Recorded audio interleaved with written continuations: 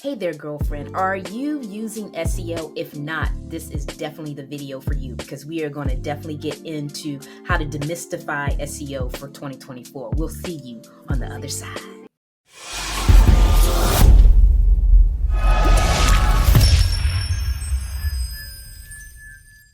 Hey there, Hope. How you doing, girl? I'm good. How are you, Inga? Oh, I'm doing great. We are so excited to have you here. But before you tell us a little bit more about how to demystify SEO in 2024, we want to get in your business, girl. Tell us a little bit about you, who you are, who you serve, and how you serve them. Sure. So my name is Hope, and I'm an architect turned marketer. So once upon a time I was an architect, now I am a marketer. And my whole thing with marketing, I love marketing, but so many people get so confused about it and it can seem so complicated. So my thing is simplifying marketing, really simple systems, really understandable, easy to do, easy to implement, so that you can get in front of your right people and generate leads and get clients. I serve a wide variety of people, mostly small business owners. So especially if you're a service-based business, I'm your girl. If you are within the world of architecture and building, that's my background. So I love to help my people out there as well. So I'm curious, how long have you been doing this? It's been a process, but started around 2010, 2011. Is when I really took the plunge and pivoted from architecture into marketing. And I was kind of freelancing for a while. And then the past year, so from 2021 and forward, I've actually founded my own company and have been all in serving my own clients under my own brand. Okay, girl, that is awesome. Awesome. Well, congratulations. That's been a long time. I've heard a lot of people take the plunge just here recently because of COVID. They had to make that pivot, but that's awesome that you've been doing this since 2010. Wow, That's a long time. So now let's get into this SEO thing. So How do you know if SEO is going to work for your business? Basically, if you have a business, SEO is going to work for you. Granted, depending on what you do and who you serve, you need to approach it in different ways. But the whole point of SEO is to help you get visible, get found by your target audience. And every business has a niche. Every business has a target audience, an ideal customer or client.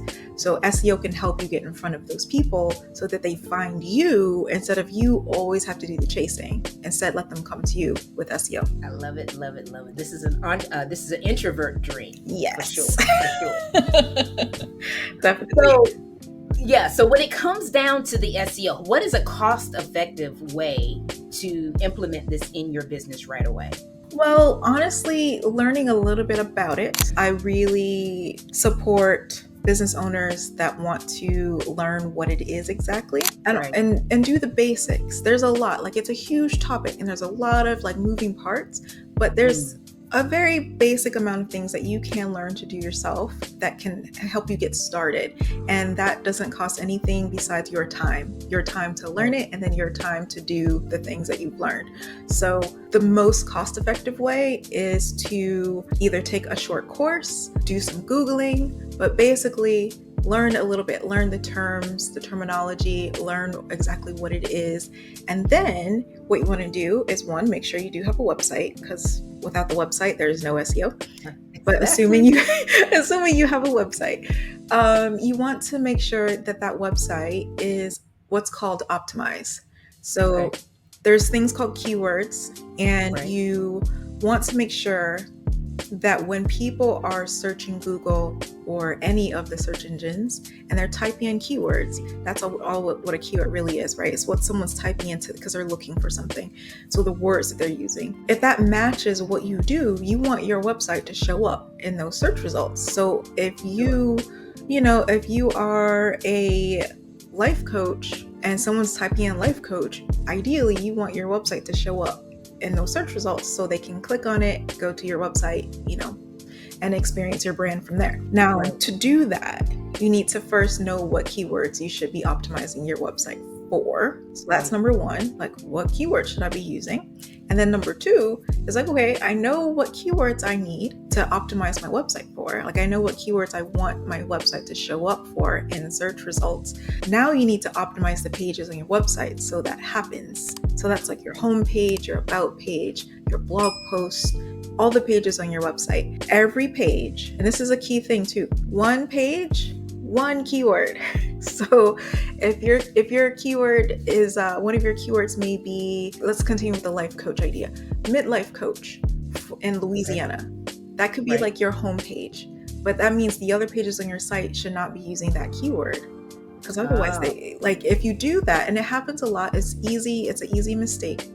But if that happens, Google doesn't understand which page it should rank for that keyword on your website. So those are two major things. And one way of figuring that out is to see how well optimized your website already is.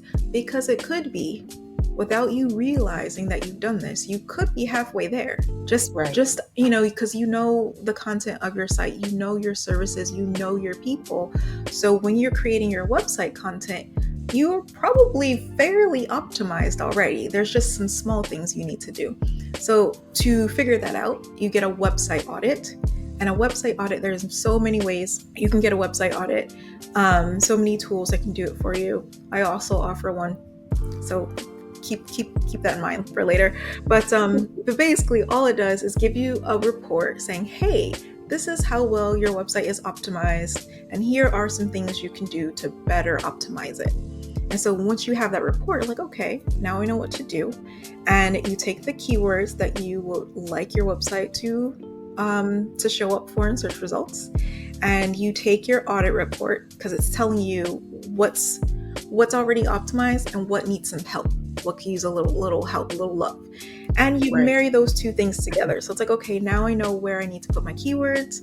Now I know what's kind of working for me already and what's not quite working, but I know I can do something about it to make it better optimized. Okay, so we get the keyword and we put it on the page. Now that is really valuable information that you just shared, that's just only one keyword per page.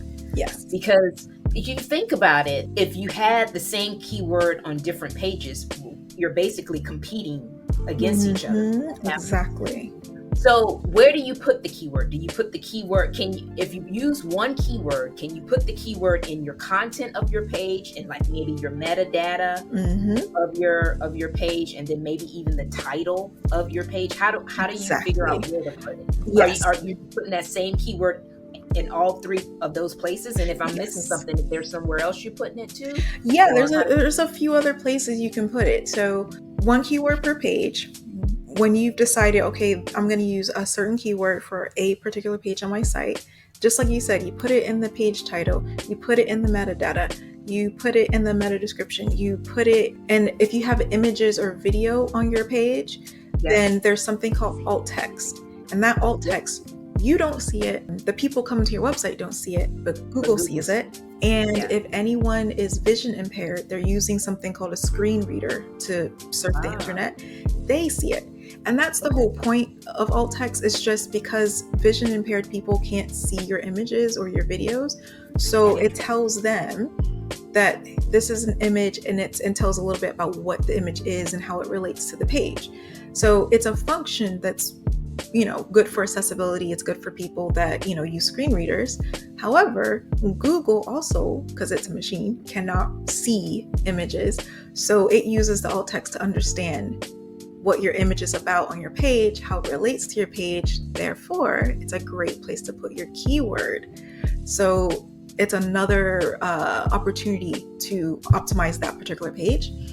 And then, if you have links, so like maybe on your page, you have a link to another page on your site. That's another place for a keyword. In the text itself, you don't want to use it too much.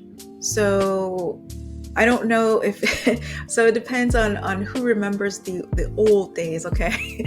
Go back to like 2010 and beyond, like really old school internet days, there used to be people that would you go to a webpage and it's like, if it was for like green lawn chairs, it seems like every other word was green lawn chair, green lawn chair. Right. Yeah, Don't do that. Don't do that with your keyword. You want it to appear in your text, but it should be very natural. So it needs to appear a few times in your text, but it needs to come across as very natural. So you can read it out to yourself. And if it sounds weird to you, it's too much. That's a good, just rule of thumb. Right. Yeah. So I guess that's when it comes into play. I guess, what do you call it? The long keywords? Long tail keywords. Yes. Long tail. There you go. Yes. So like, for the instance, you said life coach. Mm-hmm. So I guess a long text keyword, a long tail keyword would maybe be life coach for women. Exactly. Life coach for, just think about it as you have your main keyword. Like, the technical term is head keyword, but all it is just the main keyword. So if life coach is the main keyword, you can create variations called long tail keywords. So it'd be, like you said, like it could be life coach for women, midlife life coach, life coach for entrepreneurs. It could be life coaches in Detroit. Like, you can it's just adding on to that keyword. It could even be really long, like, how much does a life coach cost? That whole question can be a keyword technically. Okay, that's awesome. But as long as that keyword is in the phrase, then it counts. Then is what you're saying. Yes. Okay. So that, when you think about it like that, it's not as mind-boggling to say you can put it in multiple places, because if you're stretching it out, and it's still going to serve its purpose, because your main keyword is life coach. It's in there. It's in there. Mm-hmm. Right. Okay, so that makes sense. Cool. So how has SEO, well, I guess you've kind of talked about this already a little bit. Outside of what you just shared with us, how people would just put it every other word, how else has SEO changed? Particularly in this year, 2024, that we are doing a little bit different than what there's so much. There's so much going on right now because of the advent of AI and voice search and some other funny things that Google is up to. So, and just to clarify, because everyone does this, when they think of search results, the first thing you think of is Google search results. But there are multiple search engines. Like, there's still Bing and Yahoo, and also platforms like Pinterest. Technically, Pinterest is not social media. Technically, Pinterest is a search engine. So it has its own SEO. But all of the different search engines operate the same way. And so what applies for Google will apply to these other search engines. But the biggest thing is, one is voice search. So that means the video and audio is really great. Like, if you can incorporate that on your website. So maybe you have a podcast, maybe you do something called audio articles, where it's not a podcast, but maybe you don't like to write. Maybe it's easier for you to just record yourself talking about a subject. That works. You can record yourself and then put the audio recording as if it was a blog post, like add it to your site. You still need a bit of text, but you could use a tool to automatically generate a transcript, so you don't have to write it out yourself. But that audio file that's now on your blog or somewhere on your website, Google can now pick that up, understand what's happening, and then it can show up in Google search results if it's optimized properly. So that's a big thing right now. And then AI, that's the huge disruptor. Huge. It has such implications for SEO, and things are ongoing. So, next year there might be some new thing, But for right now, what I've been seeing, and other SEO experts have been seeing, is that you really want to focus on the intent of your content the intent of the keywords that you are optimizing your web pages for. So before AI, you would want to have a variety of content types. Like you want your how-to articles, you want your comparison, like if you sell a product, comparison articles are great. So like this product versus this popular product on the market, that sort of thing. And then you want to have, service and product heavy blog posts, things like that. So really dialing into what it is that you do. So, like for me, I would have articles on SEO on my blog, right? Because it's explaining what it is. And then maybe another blog post specifically about an SEO service that I provide.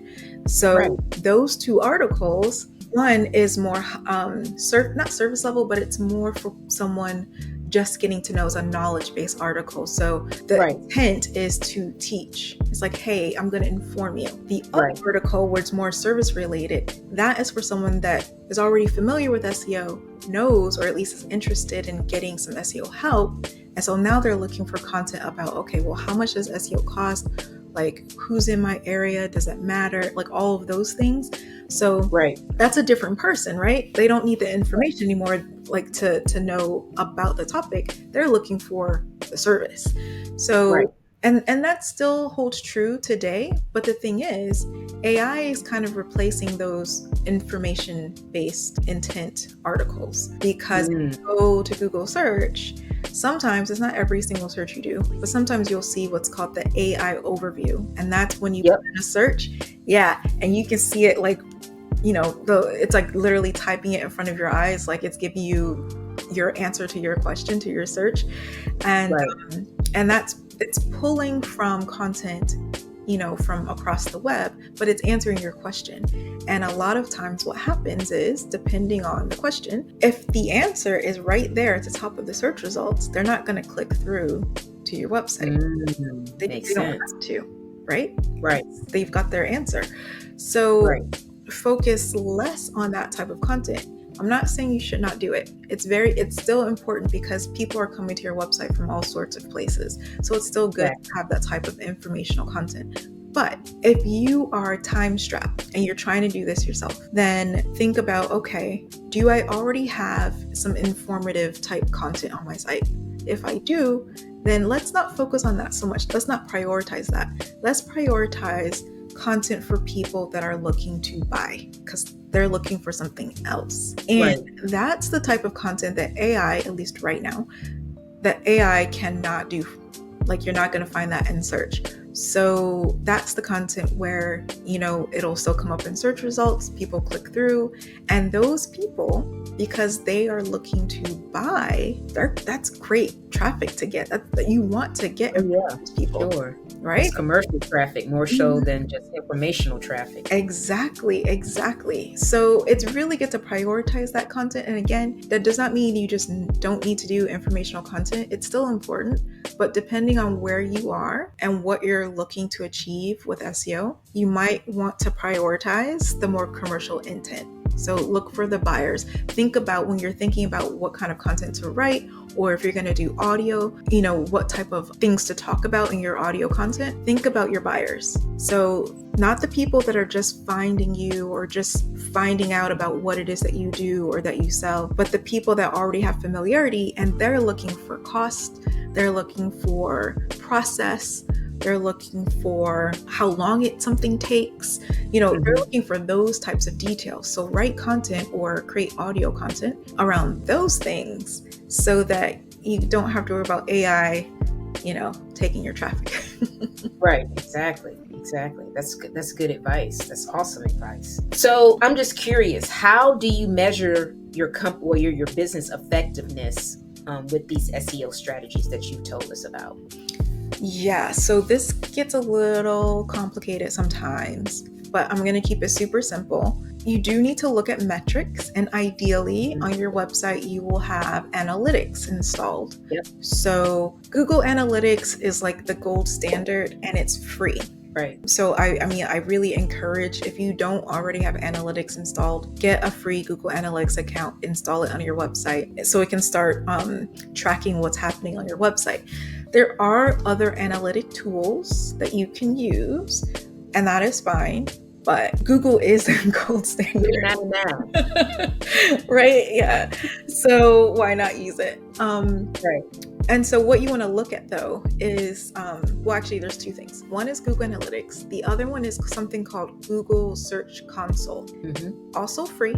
You can go to Google and then just type in Google Search Console and hit the first thing that comes up. Free account, again, just connect it to your website. It'll take a few days to kind of start reading the traffic and giving you some insights. But what you want to do with these two things together is you want to, on Google Analytics, you want to see where your traffic's coming from. So it will tell you if it's coming from search. If you run ads, it'll tell you if it's coming from ads. It'll tell you if it's coming from social. It'll tell you if it's coming from your email, like everywhere. Like it will tell you exactly where your traffic's coming from. So you can see very quickly, oh, I'm getting, a certain amount specifically from search. Ooh, okay. Right. And then, which is good. Yes, very good. Yeah. And then you can use Google Search Console to go a little bit deeper, because what you're going to find in Google Search Console is what keywords people are typing in and then clicking through to your website. So one, like what keywords your website's showing up for, and then how many people are clicking through to your website. And that's really key, because not only is it a free tool, but you might be surprised and see that your website's coming up for really weird key terms, and you're just like, why is it coming up for this keyword? That's weird. Right. Like, it has nothing to do with me. And it's good to know that, because it tells you, oh, there's some part of your website that might be accidentally optimized for it, so you need to fix it. And then also it'll tell you how many people, not just what key terms or keywords that your website's showing up for in search, but how many people are actually clicking through. So you can see, oh, I see that my website's coming up for this keyword that I really want it to show up for, but no one's clicking. It's a big zero. Like, what's going on? So it's going to give you really good detailed information. And then you kind of go back and forth between the two to kind of see what's happening. And once you've been doing the SEO for a while, because SEO is a long game. You don't just optimize your site and then tomorrow you get a bunch of traffic and buyers. Like, it doesn't work like that. But it's more so like, planting a seed, and you gotta water the seed, and then eventually it starts sprouting, and then it keeps growing, and you keep nurturing it, and it keeps growing, and then it starts to provide fruit. So it takes some time to really see a return on your investment, whether your investment is money or time. It takes a little while. However, just like, a tree that's giving you fruit, every spring or every fall, you're gonna get fruit, and you won't have to do anything. You've done all the work. So that's the great thing about SEO. It's that you do need to give it some time to work, but it's going to keep paying you back tenfold and tenfold and tenfold every year once it's going, right?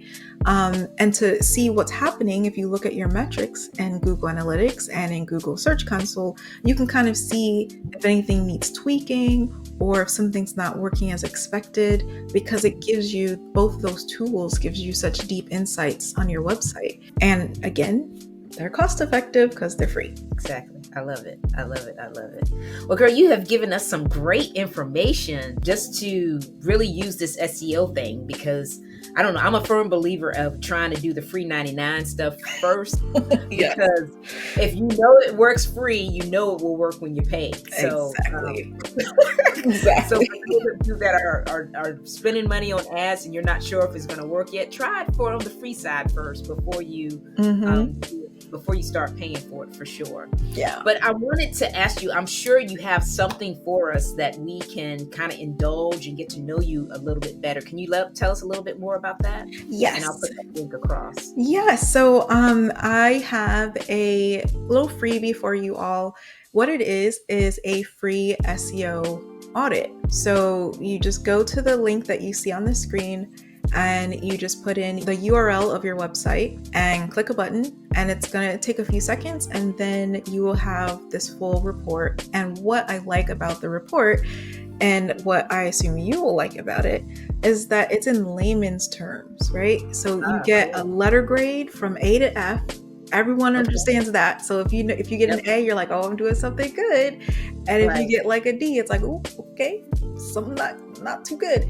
But also, in the report, you will see exactly if you do need some improvements, and we all do, that's fine. You will see exactly what you need to improve, and it will tell you how to do it. So you cannot know anything about SEO, but you'll get the report, and at very least you'll have some direction, and you'll either be able to take that direction and do it yourself, or you can go to an expert and be like, hey, I need to fix X, Y, and Z on my site. Can you help me do it? And you can, it's great because when you are reaching out to an expert, you can use like that language. It's like, okay, well, I know I need X, Y, and Z done because it's in this auto report. Exactly. How does this work? Like engage with the expert. Like, well, can you do this for me? How much will it cost? What time will it take? All of those things. And you can know for sure that you're getting what you need to improve the SEO on your website.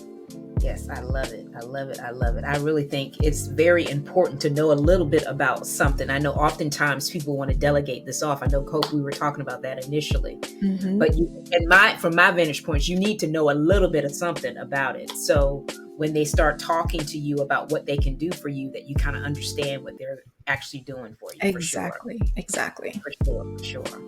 Well, Hope, this has been great, girl. Do you have any final thoughts that you want to share with the audience? I would say to not be afraid. Like, go in, dive in, explore, get your auto report, start there, get your auto report and see what it says. You might be surprised and have a really well optimized site, or you might not, but it's a great way to just get your feet wet a little bit and try to understand these things, because the thing is, as complicated as SEO may seem, it's a very simple concept. If you are showing up, if you're visible in the search results, you're getting traffic, and that means you're going to be getting sales. Keep it simple. Was it keep it simple, sweetie? Yeah, the KISS method. Keep it simple, sweetie, y'all. So make sure you guys are doing that. Get your SEO audit. Thank you so much, Hope, for sharing your time and your wisdom with us. And for those of you watching, let me know if there's anyone you would want me to interview, or any different topics you would like me to find out more about, so I get an expert on and share the wisdom with you. As always, thanks for watching, and bye for now.